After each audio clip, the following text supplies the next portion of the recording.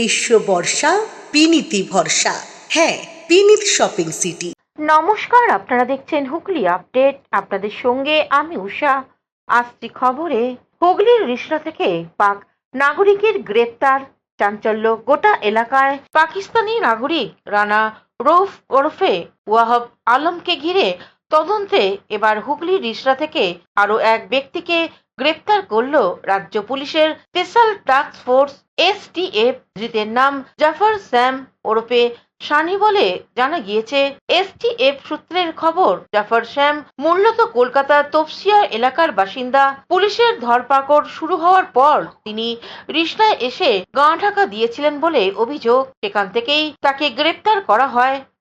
Mobile ছেড়েছে, কোথাও করেছে, এমনি যে লোক আছে সবাই মোবাইল থেকে আমার চার্জ দিল, আমি দিয়ে দিলাম। আমি কি জানতাম কি চালে তো ঝামেলা আছে, কাস্টমার আছে। হ্যাঁ, নিজের বাল বাচ্চার জন্য। সুশান্ত নিটবর ও চন্দনন দত্তের রিপোর্ট, হুগলি আপডেট। ঘুড়ি ওড়াতে গিয়ে সাপ দর্শন। খবর পেয়ে বিরল প্রজাতির একটি সাপ উদ্ধার করলেন সর্পপ্রেমী চন্দন ক্লেমেন্ট সিং হুগলির মোড়ে। দীর্ঘদিনের বাস নির্জন এলাকা হুগলি মোড় ট্রাফিক ঘাটের পেছন দিকটা বাসা বেঁধেছিল একটি চন্দ্রবোরা সাপ। অর্থাৎ হুগলি মোড় ট্রাফিক সিগন্যাল অফিসের পেছনে জঙ্গলের ঝোপে বাচ্চারা ঘুড়ি ওড়াতে গিয়ে দেখে একটি সাপ। সাপ দেখে সঙ্গে সঙ্গে সর্পপ্রেমী চন্দন ক্লেমেন্ট সিংকে সাপটি উদ্ধার করতে খবর পাঠানো হয়। সাপ উদ্ধার করে নিয়ে যায়। সাপ দেখতে হুগলি মোড়ে ভিড় জমিয়েছেন অনেকেই। সাপটি ছিল চন্দ্রবোরা সাপ, প্রায় 5 ফুট। এই বিরল প্রজাতির সাপটির প্রসঙ্গে চন্দন বাবু এক সাক্ষাৎকারে জানান, ট্রাফিক গার্ড অফিসের পিছনে একটা ঝোপ মতো হয়ে আছে, সেখান থেকে একটি চন্দ্রবোরা দেখতে পেয়ে স্থানীয় বাচ্চারা আমাকে ফোনে যোগাযোগ করে। আমি এসে সাপটিকে উদ্ধার করি এবং সাপটা যে জায়গাটায় ছিল সেটা যখন তখন যে সমস্ত বাচ্চারা ঘুড়ি ওড়ায় টোড়ায় বা ওখান দিয়ে যাতায়াত করে যখন তখন কামড় হয়ে যেতে পারতো, খুবই বিপজ্জনক ছিল। এবং সবচেয়ে বড় ব্যাপার হলো যে প্লাস্টিক ফেলে ফেলে স্তূপ হয়ে যাচ্ছে জায়গাগুলো, এবং সেখানে যে গর্ত থাকছে, গর্তটা খুব সুন্দর থাকছে। সবচেয়ে বড় জোর দেওয়া উচিত যে এই নন বায়োডিগ্রেডেবল ওয়েস্টকে রিসাইকেল করা, না হলে কী হবে, আস্তে আস্তে প্লাস্টিকের পরিমাণ এতটাই বেড়ে যাচ্ছে যে এরা বিভিন্ন জায়গায় হাইড করে থাকছে, যে সমস্ত অঞ্চলে মানুষজন থাকে যখন তখন বিপদ হয়ে যেতে পারে। এবং আরবানাইজেশনের জন্য এদের যে স্বাভাবিক বাসস্থান ক্রমশ নষ্ট হয়ে যাচ্ছে, এটাও অত্যন্ত জোর দেওয়া দরকার। নাহলে সাপ না বাঁচলে পরিবেশের ইকোসিস্টেম নষ্ট হয়ে যাবে। হুগলি থেকে চন্দনা দত্তের রিপোর্ট, হুগলি আপডেট। চুচুড়া কোদালিয়া 2 নম্বর গ্রাম পঞ্চায়েত প্রধানের বিরুদ্ধে অনাস্থার প্রস্তাব, তৃণমূলের অন্দরে চাঞ্চল্য। চুচুড়া কোদালিয়া 2 নম্বর গ্রাম পঞ্চায়েতের প্রধানের বিরুদ্ধে অনাস্থার প্রস্তাব ঘিরে তৃণমূলের অন্দরে শুরু হয়েছে রাজনৈতিক চাপা উত্তর। পঞ্চায়েতের প্রধানের বিরুদ্ধে অনাস্থা প্রস্তাব আনার উদ্যোগ নেওয়া হয়েছে বলে সূত্রের খবর। পঞ্চায়েতের সদস্যের এক অংশের অভিযোগ ও মতবিরোধকে কেন্দ্র করেই এই অনাস্থা প্রস্তাব আনা হয়েছে বলে জানা যাচ্ছে। বিষয়টি নিয়ে ইতিমধ্যেই দলের অন্দরে আলোচনা শুরু হয়েছে। তবে অনাস্থা প্রস্তাবের পেছনে ঠিক কি কারণ রয়েছে এবং পঞ্চায়েত সংখ্যাগরিষ্ঠ সদস্যদের অবস্থান কি, তা নিয়ে এখনো স্পষ্ট ছবি পাওয়া যায়নি। আমরা মানুষের পাশে কোদালিয়া 2 গ্রাম পঞ্চায়েতের বাসিন্দা। আমরা সবার কথা মতো শুনে এসেছি যে তৃণমূলের যে দুষ্কৃতিগ্রস্ত লোকরা তারা এখানে বেনিয়মভাবে ভোট গঠন করছে। এখানে একটা নতুন পদ দিয়ে বেআইনি টাকাগুলোকে আবার নতুন ফান্ডে নিজেদের কাজে লাগানোর জন্য আবার আগের মতো শুরু করবে। আমরা সেটা চাই না। আমরা চাই যে যারা এখন শাসক দল রয়েছে আমাদের পশ্চিমবঙ্গে, যারা পদগ্রস্ত রয়েছে, তারাই যেন এখন এখানে পদ পায়। আলাদাভাবে বেআইনিভাবে কোনো ভোট গঠন এখানে চলবে না। আর এই যে আমাদের কোদালিয়া 2 গ্রাম পঞ্চায়েতের রাস্তাঘাটের এরকম অবস্থা, বৃষ্টি হলে জল জমে আছে সব জায়গায়, রাস্তাঘাট একদম ভালো না, সেগুলো ঠিক করা হোক। আর এই যে এখন যে পুরনো ভোট গঠনটা করছে সবাই মিলে আগের লোকরা, তারা যেন এখানে জায়গা না পায় কোনোভাবে। মানে পুরনো যারা ছিল তারাই কি, তারা হচ্ছে গিয়ে, আমি সোজা সাপটা কথাই বলি। সুশান্ত মিতবর ও চন্দনা দত্তের রিপোর্ট, হুগলি আপডেট। এখন নিয়ে নেব বিজ্ঞাপন বিরতি। বিরতির পর ফিরে আসছি খবরে। পুজো তো একেবারে চলে এলো, সবার জন্য জামা কাপড় কিনতে হবে, ভালো কালেকশন পাবো তো? এমন একটা দোকান হলে ভালো হয় যেখানে সবার শপিং একসাথেই হয়ে যাবে। বাবা, প্রিয়াঙ্কা লেডিজ অ্যান্ড জেন্টস কর্নারে গেলে কেমন হয়? শুনেছি ওখানে সবার জন্য কালেকশন আছে। তাহলে চলো একবার ঘুরেই আসি। নমস্কার, আসুন আসুন। পুজোর শপিং করতে এসেছেন তো? চিন্তা করবেন না, সবার পছন্দের কালেকশন দেখাচ্ছি। দাদা আমাদের তো সবার জন্যই কিনতে হবে। একদম ঠিক জায়গায় এসেছেন। মহিলা, পুরুষ আর বাচ্চা মিনু কোম্পানির শাড়ি, কুর্তি, কটসেট থেকে শুরু করে পুরুষদের শার্ট আর বাচ্চাদের জন্য সুন্দর সুন্দর পুজোর পোশাক রয়েছে, ওদের পছন্দ মতো দেখে নিন। আর পুজোর জন্য থাকছে বিশেষ আকর্ষণীয় ডিসকাউন্টের পাশাপাশি উপহারও। 999 টাকা বা তার বেশি কেনাকাটা করলেই থাকছে বিশেষ আকর্ষণীয় উপহার। পুজোর শপিং পরিবারের সবার জন্য এক ঠিকানায়। এই পুজোয় পরিবারের শপিং হোক এক ঠিকানায়। Priyanka ladies and gents corner. আপনার চোখ যত্নের দায়িত্ব আমাদের। চোখের যে কোনো সমস্যায় চিকিৎসায় অরূপ বসু পরিচালিত EMLC আই হাসপাতাল, চোখের যত্নে সর্বক্ষণ।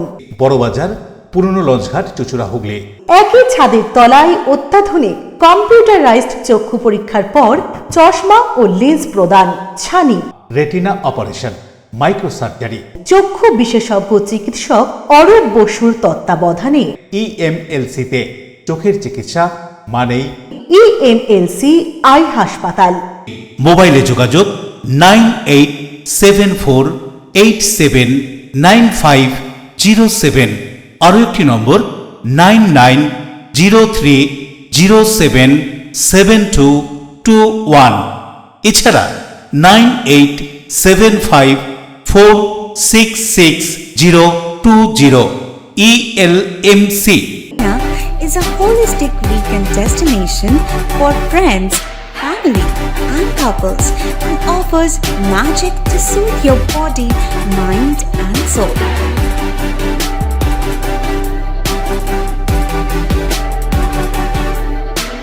Aqua Marina, your customized magician. Welcome aboard and see the magic unfold. Amala nursing home. Enjoy a weekend at Vedam, the paradise of peace. A home away from home.